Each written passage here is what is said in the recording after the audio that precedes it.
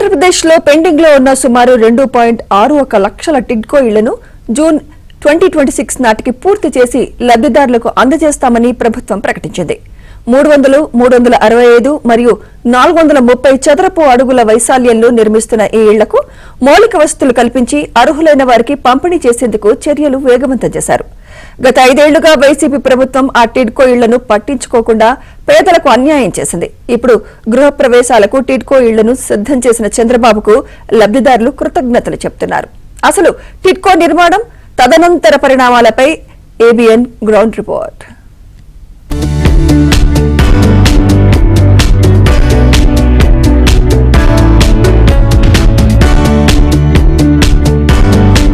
పేద మధ్యతరగతి ప్రజల సొంతింటి కళను నెరవేర్చేందుకు 2014-19 మధ్య అప్పటి ముఖ్యమంత్రి చంద్రబాబు నాయుడు శ్రీకారం చుట్టారు. కేంద్ర ప్రభుత్వం అమలు చేస్తున్న గృహ నిర్మాణ పథకాన్ని ఆసరాగా చేసుకుని రాష్ట్ర ప్రభుత్వం తరఫున కూడా పేద మధ్యతరగతి ప్రజలకు చేయూతనిస్తూ టిడ్కో ఇళ్లకు శ్రీకారం చుట్టారు. రాష్ట్ర వ్యాప్తంగా 163 ప్రాంతాల్లో ఈ టిడ్కో ఇళ్లను నిర్మించేందుకు దాదాపు 7 లక్షలకు పైగా నివాసాలు కూడా కట్టాలని చెప్పి అప్పట్లో ప్రతిపాదించారు.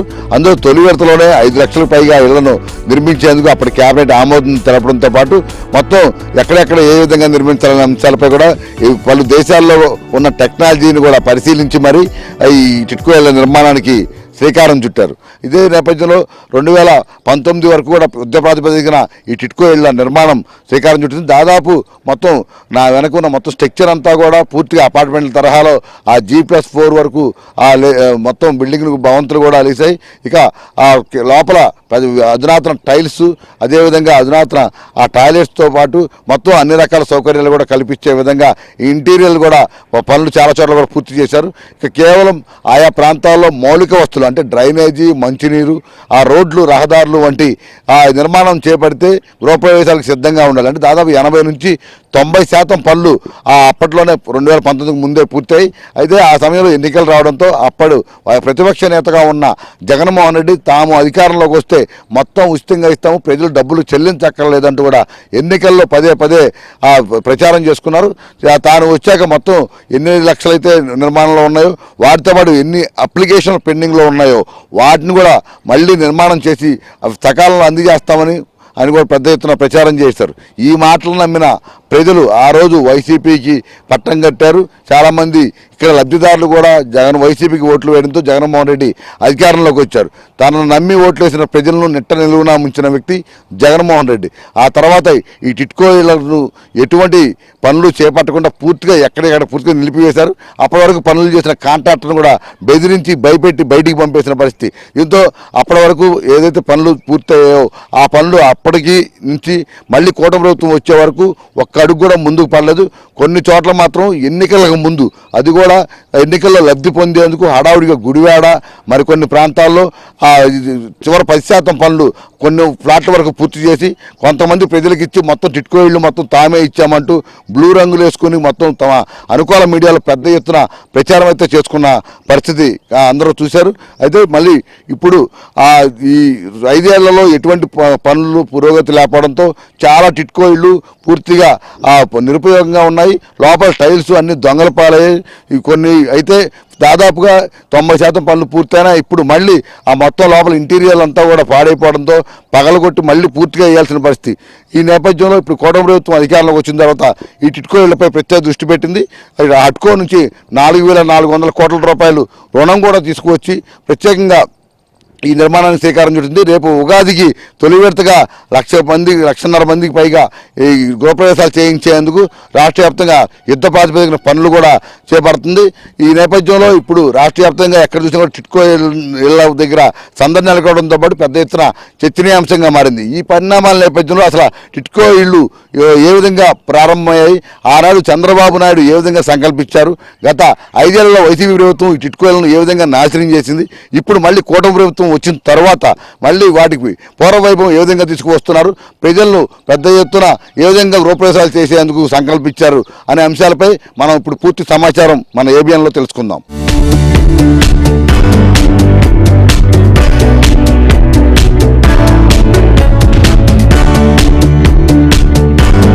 పేద మధ్యతరగతి ప్రజల సొంతింటి కళను నిజం చేస్తుంది కూటమి ప్రభుత్వం. గత 5 ఏళ్లలో వైసీపీ ప్రభుత్వం ఏమాత్రం పట్టించుకొని టిడ్కో ఇళ్లను అధికారంలోకి వచ్చిన అతి కొద్ది రోజుల్లోనే యుద్ధ ప్రాతిపదికన ఆ నిర్మాణ పనులు పూర్తి చేస్తూ ఉంది. ప్రస్తుతం మనం జక్కంపూడి గ్రామంలోనూ టిట్కో ఇళ్ళు పూర్తయి రేపు ఉగాది రోజు ఆ గృహప్రవేశాలు కూడా సిద్ధం చేస్తున్నాం. అసలు లోపల ఎలా ఉందన్నది ఇప్పుడు మనం పరిశీలిద్దాం. ప్రధానంగా ఈ మొత్తం ఒక్కొక్క బ్లాక్కు సంబంధించి 48 ప్లాట్లు నిర్మాణం చేశారు. ఇందుకు సంబంధించి ఒక్కొక్క బ్లాక్కి C3, C4 అలా ప్రతిదీ కూడా ఈ జక్కంపూడిలో నిర్మాణాలు చేశారు. ప్రస్తుతం మనం C బ్లాక్లో ఉన్నాము. ఈ C బ్లాక్లో మొత్తం బ్లాక్లో కూడా కింద మొత్తం 48 అంటే 4 12 ఒక్కొక్క గ్రౌండ్ ఫ్లోర్లో 12 ఫ్లాట్లు, ఫస్ట్ ఫ్లోర్లో మరో 12, సెకండ్, థర్డ్ ఇట్లా 4 చోట్ల 48 ప్లాట్లు నిర్మాణం చేశారు. ఇట్లా ఈ బ్లాక్లు మొత్తం కూడా రేపు గృహప్రవేశానికి సిద్ధమవుతా ఉన్నాయి. ప్రస్తుతం మనం ఇక్కడ చూస్తాం. ఇప్పుడు లోపల అడుగు పెట్టాము. ఇక్కడ మొత్తం కూడా ఇది హాల్లో ఇక్కడ సోఫా ఒకటి వేసుకునే విధంగాను, అదేవిధంగా టీవీ పెట్టుకుని అలాగే సౌండ్ సిస్టమ్లు పెట్టుకునేందుకు కూడా ఈ హాల్లో ప్రత్యేకంగా 2 కుర్చీలు వేసుకుని ఒక సోఫా వేసుకుని నివాసం ఉంచేందుకు కూడా కట్టారు. టైల్స్ కూడా చూస్తూ ఉన్నాం. మొత్తం పెద్ద పెద్ద అపార్ట్మెంట్లో ఏదైతే కార్పొరేట్ తరహాలో ఉంటాయో అదే ఇంటిగ్రేటెడ్ హౌస్లు ఎలా ఉంటాయో అట్లా అధునాతన హంగులతో తీర్చిదిద్దారు. ఇక ఇది బెడ్రూమ్. ప్రధానంగా ఈ బెడ్రూమ్లో కూడా ఒక 6x4 బెడ్తో పాటు ఒక బీరువా మాత్రం పట్టే విధంగా కూడా నిర్మాణం చేశారు. ఇక ఈ బట్టలకు సంబంధించి కూడా మనం అరమరలు ప్రత్యేకంగా నిర్మాణం చేశారు. ఇందులో వీటికి సంబంధించి ఈ షోకేజులు కూడా ప్రత్యేక నిర్మాణం చేసుకోవచ్చు. ఇక ఈ బెడ్రూమ్తో పాటు మళ్ళీ ఈ హాల్లో నుంచి అటు వెళ్తే రెండో బెడ్రూమ్ ఎదురుగా కనిపిస్తూ ఉంది. ఇటు బెడ్రూమ్ కూడా ప్రధానంగా ఈ బెడ్రూమ్ చూస్తాం. ఇది దానితో పోలిస్తే కొంచెం చిన్న బెడ్రూమ్, కేవలం మంచం మాత్రమే ఉంటుంది. అంటే ఒకటి మాస్టర్ బెడ్రూమ్ అనుకుంటే ఒకటి గెస్ట్ బెడ్రూమ్ లాగా నిర్మాణం చేశారు. దీంతో కూడా అరమరలు కూడా ప్రత్యేకంగా నిర్మాణం చేశారు. ఇక వాష్రూమ్ కూడా ఈ మొత్తం టైల్స్తో పూర్తిగా నిర్మాణం చేయడం జరిగింది. ఎందుకంటే ఇది మొత్తం చాలా కాస్ట్లీతో కూడుకున్న పని. పేద మధ్యతరగతి ప్రజలు ఈ తరహాలో నిర్మాణం చేసుకోలేని పరిస్థితి మనం చూస్తూ ఉంటాం బయట. అన్ని హంగులతో జర్మన్ టెక్నాలజీతో నిర్మాణం చేసింది ఇప్పుడు అందరినీ కూడా ఆకట్టుకుంటున్న పరిస్థితి. ఇక మొత్తం ఈ కిచెన్ ఇదంతా కూడా వంటగదిలో ఆ కిచెన్ ఏ విధంగా ఉంటారు. ఇక్కడ మొత్తం షింకుతో పాటు పొయ్యి పెట్టుకునేందుకు, అదే కింద గ్యాస్ బండ్తో పాటు ఇతర వంట సామాగ్రి పెట్టుకునేందుకు, వెనక వెంటనే అరమరలు ఇటు మిక్సీ అన్నీ కూడా పెట్టుకునేందుకు ప్రత్యేకంగా ఈ స్విచ్ బోర్డులు కూడా ఏర్పాటు చేశారు.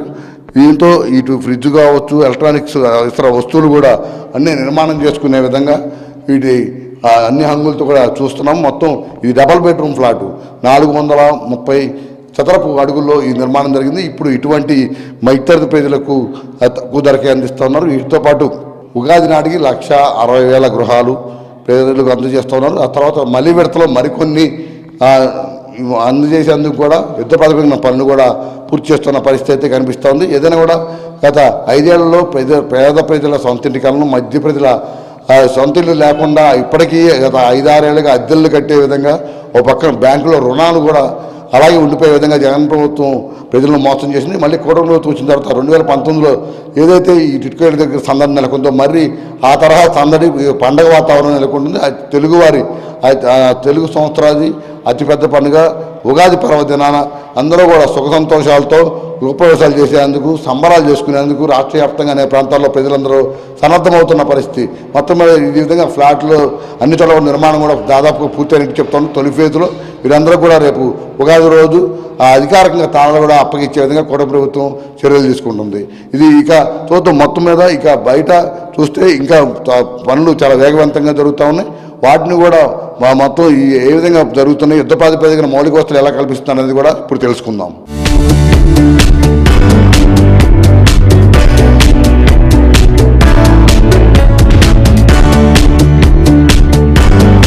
ఈరోజు ఉగాది పండుగ రోజు గృహప్రవేశం చేయడానికి ఎంతోమంది నాలాంటి ఆడబిడ్డలు సంతోషంగా ఉన్నారు.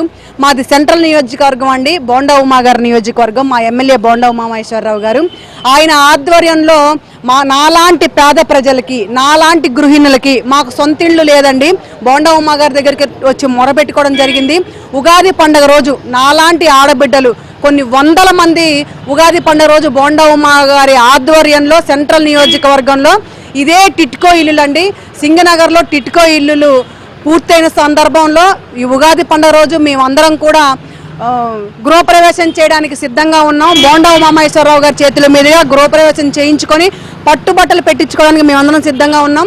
ముఖ్యంగా నారా చంద్రబాబు నాయుడు గారికి, నారా లోకేష్ గారికి, పవన్ కళ్యాణ్ గారికి, కూటమి ప్రభుత్వ పెద్దలందరికీ, మరీ ముఖ్యంగా నా సెంట్రల్ నియోజకవర్గ ఎమ్మెల్యే బోండా ఉమామహేశ్వరరావు గారికి నా సొంతింటి కల తీర్చినందుకు, నాకు ఇల్లు ఇచ్చి ఈరోజు ఒక గృహిణిగా ఉన్నదానికి సొంత ఇల్లు ఇచ్చి అద్దెలు కట్టుకునే పరిస్థితి లేకుండా, నాకు సొంత ఇల్లు ఇచ్చి అద్దెలు లేకుండా ఏం లేకుండా మా పిల్లల ఫీజు కట్టుకోవడానికి ఇబ్బంది పడే పరిస్థితి, 2-3 నెలల అద్దె ఆపేసి వాళ్ళతో తిట్లు తినే పరిస్థితి మా బతుకులు.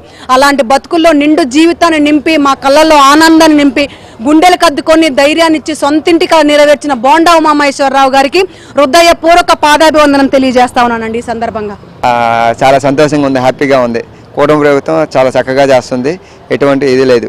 అంటే చెప్పిందే చేస్తారు అన్నది బాబు గారు. అంతకుముందు మాట తెప్పం మడం తెప్పం అన్నారు. కానీ విజయవాడలో మేము ఉంటే 60 కిలోమీటర్లు దగ్గర 30 కిలోమీటర్లు గన్నవరం ఎక్కడ, నూజివీడు ఎక్కడ, ఇటు రోడ్డు ఎక్కడెక్కడో ఇచ్చారు అవి ఇల్లు.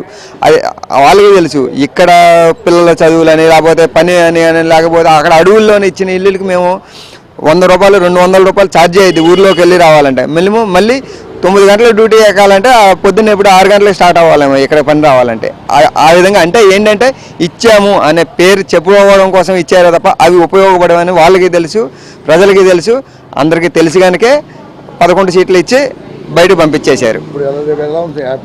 హ్యాపీ, ఇప్పుడు హ్యాపీ. రేపు ఉగాది కల్లా సీఎం గారు ఇస్తా అన్నారు. ఖచ్చితంగా ఆయన ఇస్తారు అంటే ఇచ్చే తీరుతారు, అందులో ఎటువంటి డోకా లేదు.